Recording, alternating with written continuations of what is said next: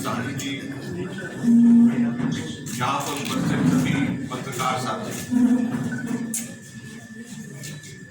जैसे अभी मेरे से पहले शर्मा जी ने बताया कि आज पूरे देश में कांग्रेस पार्टी पहले चरण में 4 मुख्य जगहों के ऊपर प्रेस वार्ता कर रही है और कल पूरे देश भर में लगभग 34 जगह के ऊपर 34 शहरों में पूरे देश भर में प्रेस वार्ता होगी। कांग्रेस के सभी सीनियर लीडर सब जगह पे जाकर के आप लोगों के माध्यम से जनता के बीच में जाकर के पूरे मसले को रखेंगे।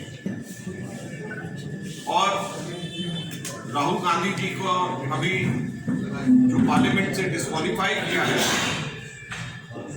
हम लोग इसको कह रहे हैं डेमोक्रेसी डिस्क्वालीफाई। तो प्रेस वार्ता है पूरे देश भर में, इसको हम लोग कह रहे हैं डेमोक्रेसी डिस्क्वालीफाइड। और क्यों हम कह रहे हैं डेमोक्रेसी डिस्क्वालीफाइड, इसको हम विस्तार से समझाने यहां पर आए हैं। और सबसे पहले मैं ये कहना चाहूंगा कि राहुल गांधी जी तो बहाना है, असल में मोडानी को बचाना है। मैं फिर से रिपीट कर रहा हूं, राहुल गांधी जी तो बहाना है, असल में मोडानी को बचाना है। मोडानी मतलब मोदी जी और अडानी दोनों मिल गए हैं और दोनों के दोनों मोडानी बन गए। और अगर आप पूरे की पूरी डेट्स को, जो मैं अभी टाइमलाइन बता रहा हूं, उसको अगर आप समझे तो आपको एकदम से समझ में आएगा कि कैसे राहुल गांधी जी बहाना है और असल में मोडानी को बचाना है। सबसे पहले जिसको बेसिस बना करके राहुल जी को डिस्क्वालीफाई किया गया, वो स्पीच 2019 में 13 अप्रैल को कर्नाटक के अंदर दिया गया और उसकी कंप्लेंट फाइल करी गई सूरत गुजरात के अंदर, कर्नाटक में नहीं, सूरत गुजरात में फाइल करी। और 7 बीजेपी का एमएलए है, वो हाई कोर्ट में जाता है और स्टे ले आता है। मार्च 2022 को, 1 साल पहले, अभी चल रहा है आपका मार्च 2023, तो 7 मार्च 2022 को स्टे लिया जाता है। राहुल जी 7 फरवरी 2023 को, 7 फरवरी पिछले महीने एक प्रश्न उठाते हैं लोकसभा के अंदर और पूछते हैं कि अडानी जी का और मोदी जी के क्या संबंध है। जैसे ही मोडानी के संबंध की चर्चा करते हैं 7 फरवरी को, 1 हफ्ते के बाद में वो आदमी हाई कोर्ट फिर चले जाता है और कहता है कि मेरा जो स्टे दिया हुआ है उसको आप वापस कर दीजिए। अब मैं स्टे मत दीजिए, उसके ऊपर उसको वापस कर दीजिए। वो स्टे उसको वापस कराता है और कोर्ट के अंदर जाता है और बिजली की गति से यहां पर सालों साल नहीं बल्कि 10-20 साल कोर्ट में केसेस लगे रहते हैं, कोई फैसला नहीं होता।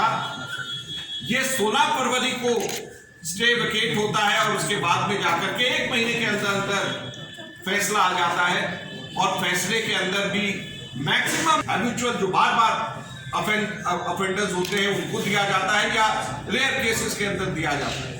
लेकिन ये इसलिए ये दिया जाता है ताकि 2 साल में से अगर 1 दिन भी अगर कम होता तो राहुल गांधी जी डिस्क्वालीफाई नहीं हो सकते। अब सबसे बड़ा प्रश्न ये उठता है कि राहुल गांधी जी ने 7 फरवरी को जब मोडानी के खिलाफ में बोला, उसके बाद में उनको कभी भी लोकसभा में बोलने नहीं दिया। जब भी वो बोलने के लिए खड़े होते तो बीजेपी वाले नारेबाजी करते। जब भी वो बोलने के लिए स्पीकर को 1 बार नहीं, 2 बार नहीं, 3 बार स्पीकर को रिक्वेस्ट किया, राइटिंग में रिक्वेस्ट किया, लेकिन स्पीकर ने उनको लोकसभा में बोलने का मौका नहीं दिया। तो अब मैं आप लोगों के माध्यम से हम जनता से पूछना चाहते हैं कि राहुल गांधी जी डिस्क्वालीफाई हुए हैं या डेमोक्रेसी, लोकतंत्र डिस्क्वालीफाई हुआ? जब लोकतंत्र के अंदर विपक्षी पार्टी का प्रमुख नेता लोकसभा के अंदर जो लोकतंत्र का मंदिर है उसमें ही नहीं बोल पाएगा, उसमें ही जनता की आवाज नहीं रख पाएगा, तो कहां पे रखेगा? और फिर लोकतंत्र कहां पे रह जाएगा? कैसा लोकतंत्र रह जाएगा? और जैसे ही डिस्क्वालीफाई करा, 24 घंटे के अंदर अंदर कोर्ट की जजमेंट आते ही डिस्क्वालीफाई, खाली करने का नोटिस।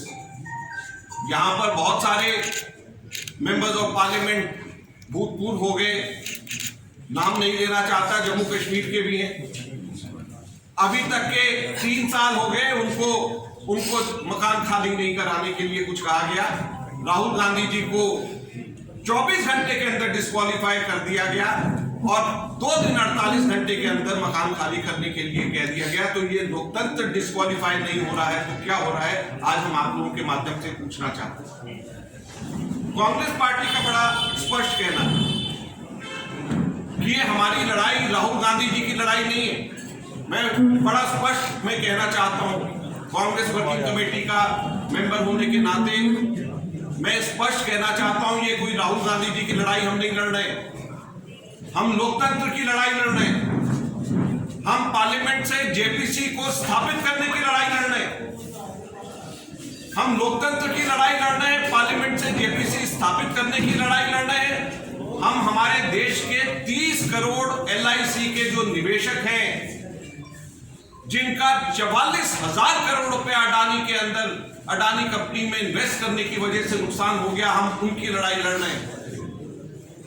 हम उन निवेशकों की लड़ाई लड़ रहे हैं जिनके 10.5 लाख करोड़ रुपया स्टॉक एक्सचेंज के अंदर, जिन्होंने अडानी के स्टॉक में जिन्होंने लगाया था और 2 हफ्ते के अंदर 10.5 लाख करोड़ रुपए का नुकसान जिनको हुआ, हम उन छोटे निवेशकों की लड़ाई लड़ रहे हैं। हम उन डिपॉजिटर्स की लड़ाई लड़ रहे हैं जो सरकारी कर्मचारी का ईपीएफओ के अंदर, एम्प्लॉयज प्रोविडेंट फंड ऑर्गेनाइजेशन के अंदर पैसा जमा है और ईपीएफओ ने निफ्टी 50 में अडानी को डालने की वजह से उसके अंदर एंटरप्राइजेस उसके अंदर इन्वेस्ट किया हुआ है। हम ईपीएफओ वालों की लड़ाई लड़ रहे हैं, प्रोविडेंट फंड के जहां पे पेंशन फंड के पैसे जमा होते हैं उनकी हम लड़ाई लड़ रहे हैं।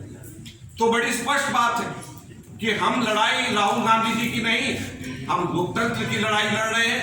हम जेपीसी स्थापित करने की लड़ाई लड़ रहे हैं, हम भ्रष्टाचार दूर करने की लड़ाई लड़ रहे हैं, हम अडानी के एंटरप्राइजेस को किस तरीके से सरकार ने मदद करी, मोनोपोलीज किस तरीके से स्थापित करी, हम उसकी लड़ाई लड़ रहे हैं। एलआईसी के 30 करोड़ निवेशक पॉलिसी धारक, हम उनकी लड़ाई लड़ रहे हैं। स्टॉक एक्सचेंज के अंदर जो छोटे छोटे जिन लोगों ने इन्वेस्टमेंट करी हुई है, जिनका पैसा डूब गया 2 हफ्ते के अंदर अंदर, हम उन लोगों की लड़ाई लड़